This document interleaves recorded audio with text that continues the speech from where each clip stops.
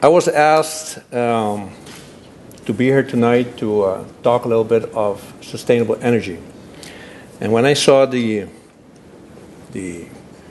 market bill on sustainable energy, I saw my picture with sustainable energy. I said, well, you know, that's half, or that's only part of what we do.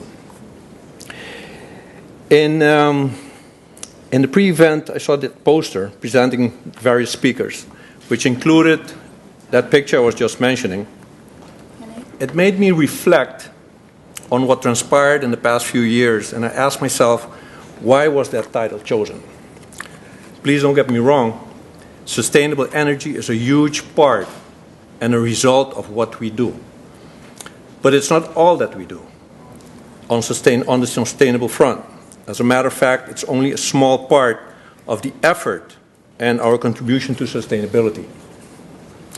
What we do involves around waste management. 15 years ago, the commercial sector was in dire need of additional waste services.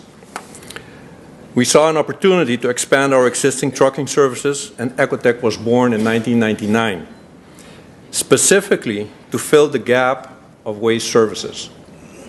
Not long after Ecotech started its collection service, we foresaw long-term challenges, but we also foresaw long-term opportunities.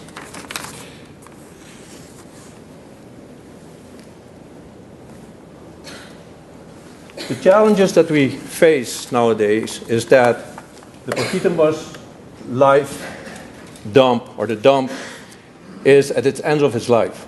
In 2005, I remember that they took away a big chunk of the mangroves to make additional space to dump our waste. Right now, that waste, or even a couple of years ago, that waste became so much that it overgrew its boundaries. And right now, they're finding every spot available to put waste next to what's already overfilled. Implementation of legislation is also a challenge to do. It's easy to make a law, but it's very difficult to implement it and withhold it. Island disadvantages, disappointing recycling economics. We have been recycling for over 15 years. I myself have been in recycling for over 30 years, and it's a huge challenge on an island as ours, or any island for that matter. Certain commodities are easier than others, but the difficult commodities like paper and cardboard and plastic are a huge challenge because of the distances between the source and the companies that really do something with the material. We have no local manufacturing. So if we do recycle a commodity, for example cardboard, there's nothing that has been done with that here locally because there's very little manufacturing. That has also to do with the island challenge because we're so small.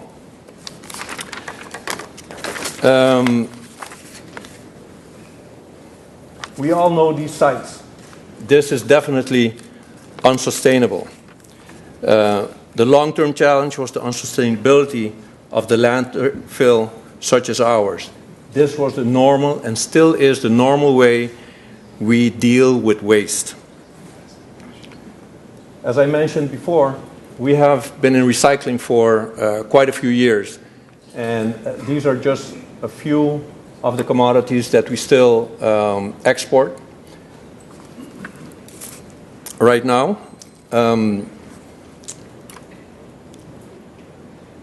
Recycling is a very important part in waste management, and for different reasons. On the one hand, the reuse of earth resources.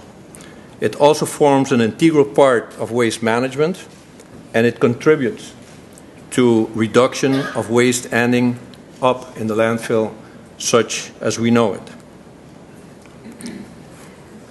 When we have recycled most of what we can take out, there still remains a big pile of waste. And the question is, what do we do with it? The dump pictures that we just saw, and what I said that it's at the end of its life. Time is up for us at the landfill. Aruba is very small, we're surrounded by water, and there's no way to go with it. What I'm saying is that the basis of our contribution to sustainable energy starts with our capability to lead the way to sustainable waste management. That's the first step that we have to comply with. Aruba produces a staggering amount of waste, more or less 100,000 tons a year. That's equivalent to 2,000 times that heap that you see on that picture there. This amount increases with the growth of our economy, the growth of our population, and the growth that we so desire of our tourism. We had to figure out a way to solve this ever-growing problem, while at the same time making it economically feasible. To do that, you need, among other things, a lot of guts. Alliances, cooperation, and a technology that can do the trick efficiently. We have started with our waste separation plant in 2010. That's when we inaugurated it. But the plants itself started way before that. I believe in 2005 we started making plans because the dump was overgrowing, so we had to do something. In March of 2011, we brought along a pyrolysis pilot plant demonstration, and we did that to demonstrate that there are other possibilities. We invited the government, we invited WEP, and many other people to take a look at it. The reason why we took, or why we brought a pilot plant, is that when you see it, when you touch it, and when you can smell it, it makes it easier to decide to go forward with it or not. Instead of bringing a stack of papers to the boss, the owner, to say, hey, this is what we want to do. I rather brought the pilot plant and let them see it. So that's what we did. In May of 2013, that's 2 years later, we signed an MOU with Free Zone for licensing under the Green Free Zone policy. It took a while, but we got there. In July of 2013, the license was granted under the benevolent policy, also known as begunstigd beleid, which was key for us to be able to move forward with this project. September 2013, we signed an agreement with WEP for the supply of gas. And that was also instrumental in our case, because if you have a project, you have a product, you need someone to be able to use that product. And WEP was willing and able to do that. In December of 2013, the groundbreaking of the WEP gas pipeline was done. Now, in 2014, in October, actually this month, we are at the verge of inaugurating our plant. I just mentioned that we brought a pilot plant. This is the pilot plant next to our building in Parkietenbos. This plant literally, does this have, here. This plant literally, you could put there your waste just like it comes from your house. Just dump it in there. It goes through that little shredder, goes up this conveyor, and in this container, it is turned literally into gas. The gas goes through that hose into this generator, and what we did was light up the complete building that we had there. And we had that running for over 2 months. Basically, this is what we did.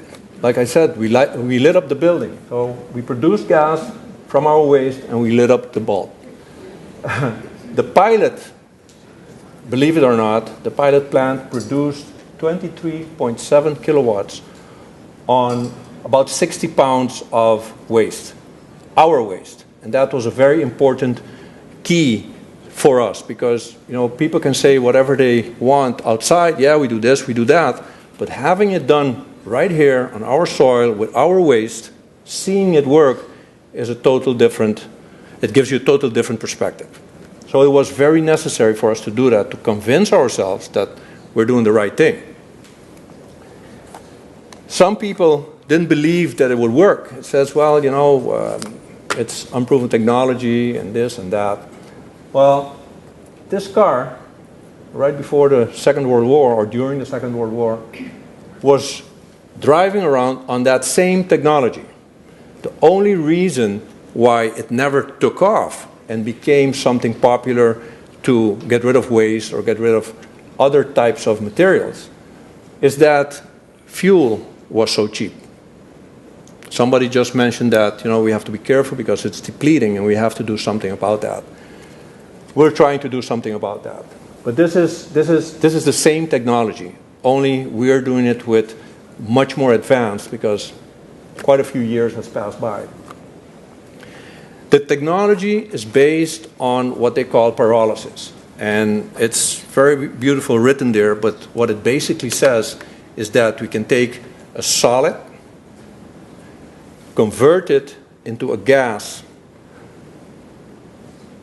transform it into the gas, and then just use that gas in production of electricity. That's what it says, nothing else. One of the key things in this technology is that it happens in the absence of oxygen. Most of you know the basic science that to have a fire, you need three things. You need a fuel, you need a heat source, and you need oxygen. This technology is based on keeping the oxygen away and just using the fuel that is left over to do whatever you want to do with it. Either heat homes or, in our case, we want to push it, pump it to web, and have web use it to make electricity.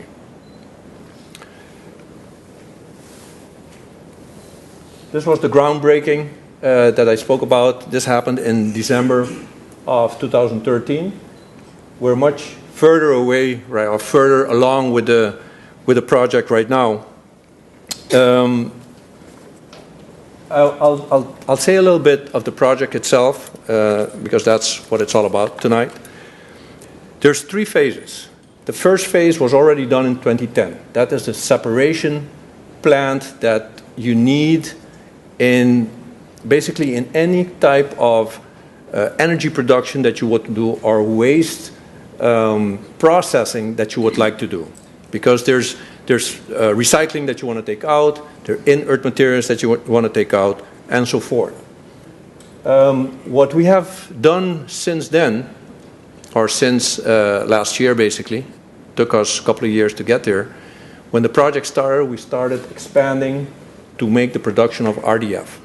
RDF stands for residual derived fuel, and that is the basis of our material to produce the gas. And then the gasification itself, which is the equipment that we need to make the gas with.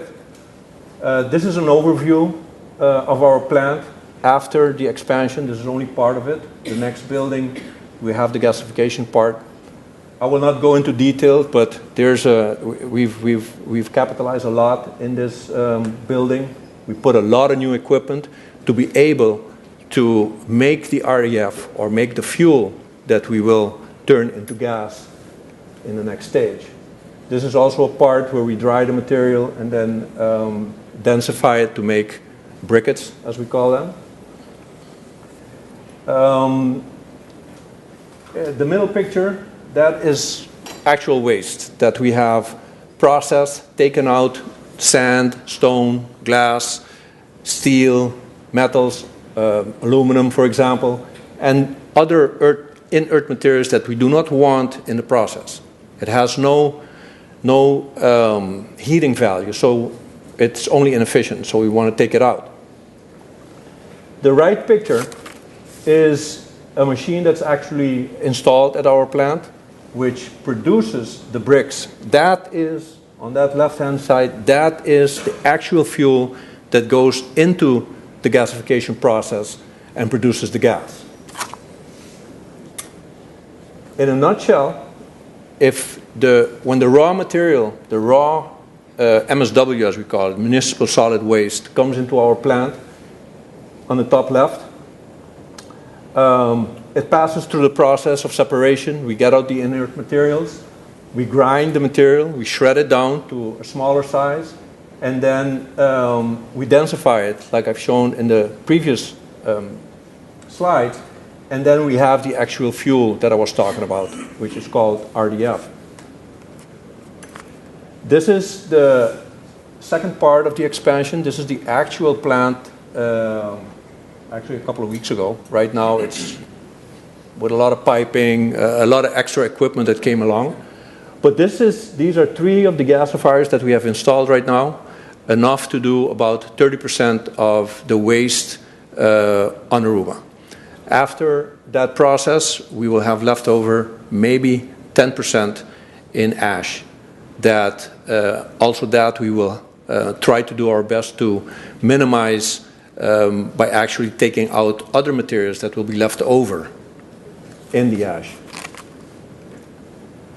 This is outside the building where the gas that we have produced after it's cleaned up will be compressed, and from the compressor it will go into the pipeline directly to WEP, where WEP will use it to produce electricity either in its boilers or in their generators. The colors are gone, but in a 3D perspective, you see on the top there the gasifiers, the gas cleaning skids, and then the piping that goes to the compressor, and from the compressor straight to WEP. I wanted to show it just to give an impression what locals that were involved, local engineers, young people that we have employed specifically for the expansion that we're doing with the gasification. Actually, they're if I remember correct, they're all ex-Valero employees that we employed in this project. These are the gas lines being constructed from WEP all the way to our plant. It's about a mile or 1.6, 1.7 kilometer away, or 1,700 meters away from our plant.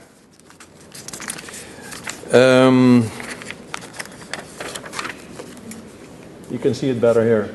That's a satellite view from our plant way in, oops.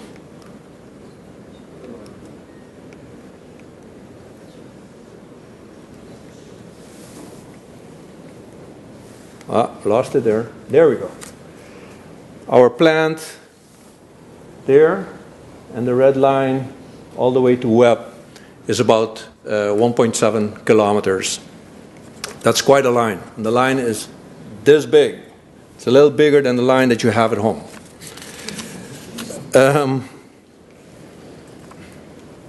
The plant that we saw in the pictures is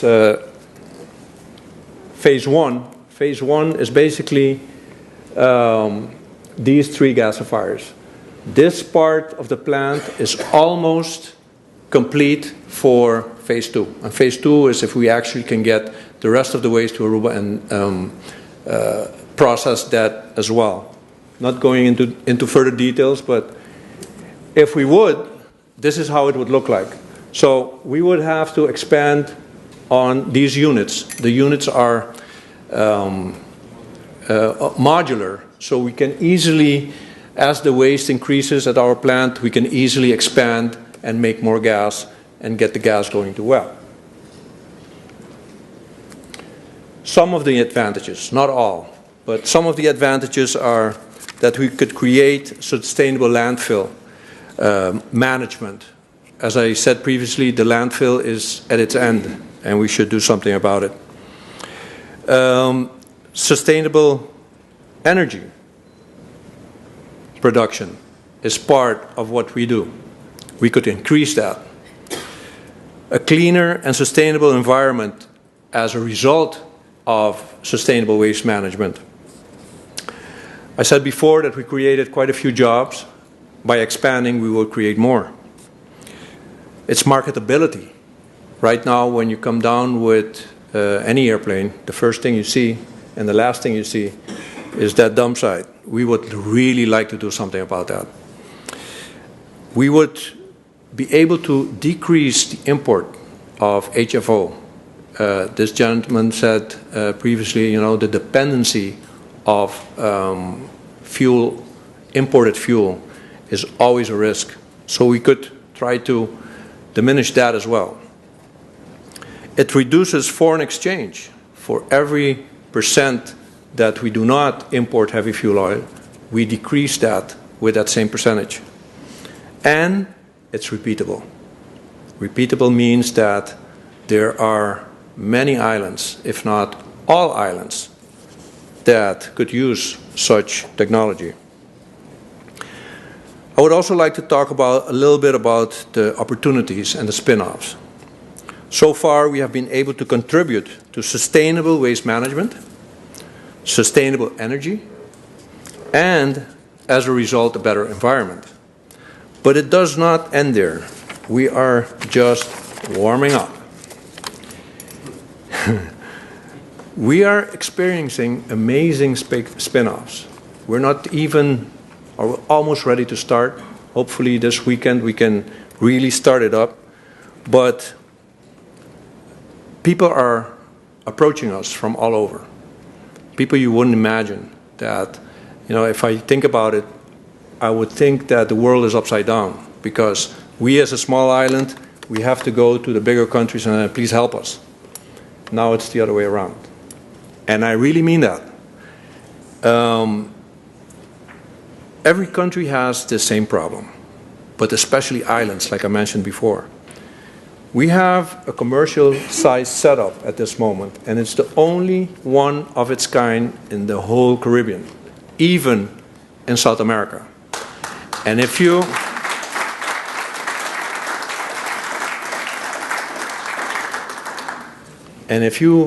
have to try to find one in the United States, you're going to have to look very, very hard, because they're not all over the place. And that is why people approach us.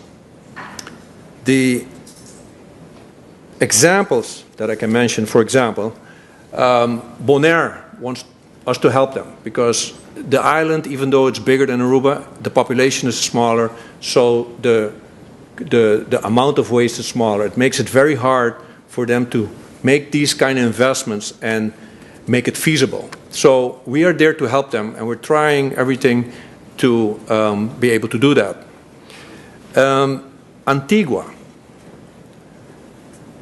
Antigua, two different companies approached us to help Antigua set up something like this. One on a technical basis, and the other one on a financial basis, through a PPP or whatever other model they want to come up with. Colombia, we have 4 potential customers at this moment that are, as a matter of fact, this morning I had an email asking me, when are you starting up so we can come and take a look, and when we can talk about how you can help us do that. Georgia wants us to take a look at that as well, and not outside of Georgia, inside Georgia. That means Aruba goes to the United States and help them out. It's amazing. Wisconsin, in Wisconsin itself, but they have contacts in Las Vegas that wants to do the same. Guatemala, also through that Wisconsin contact via Canada. And last, Panama is also waiting for us. So all the above mentions is just for processing MSW, municipal solid waste. But there are so many things we can process with this system, with this technology. For example, some of you might know that where you have refineries or closed down refineries, you have pitch fields. We can process pitch. We can process pig manure. We can process chicken manure. We can process the manure of our island. And so we can expand on not only MSW, but also the other materials that I just mentioned. And I have no doubt that there are many, many potential customers that are eager and waiting to see something like this really happen. Aruba can be a key player in numerous of these possibilities. I believe our story can be seen as an example for the possibilities that exist. It is during the last year's GAEMA event that we signed the MOU with FreeZone. FreeZone has been instrumental to get where we are today. Thank you, Greg, and thank you, FreeZone. It is now during the upcoming GAEMA event that we will inaugurate our plant.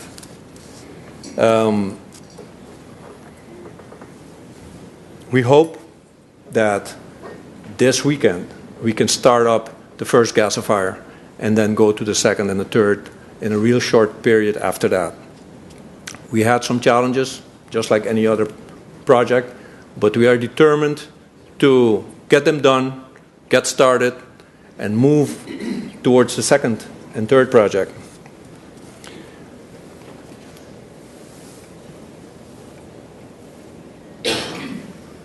Which would you prefer?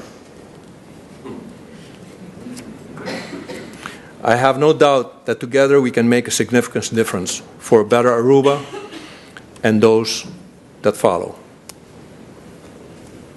Thank you very much.